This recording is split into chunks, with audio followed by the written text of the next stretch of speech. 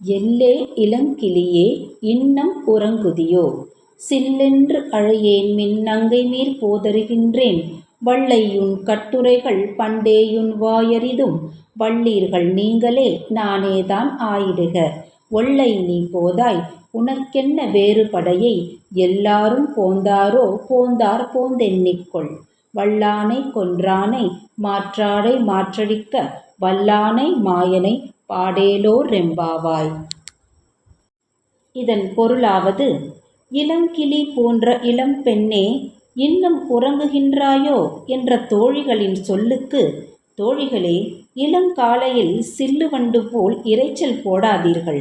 இதோ வருகின்றேன் என்றவுடன், இளம்பெண்ணே, நீ பேசுவதில் வல்லமை பொருந்தியவள் என்பதை நாங்கள் முன்பே அறிவோம் என்றவுடன், அவள் நீங்கள் வல்லமையற்றவர்களா?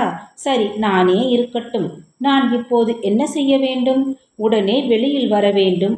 அங்கு வேறு என்ன செய்கிறாய் என்ற தோழிகளுக்கு, எல்லோரும் வந்துவிட்டார்களா? வந்துவிட்டார்கள். வேண்டுமானாலும் நீயே வந்து எண்ணிக்கொள் என்றவுடன், இளம்பெண்ணே, எழுந்து வா.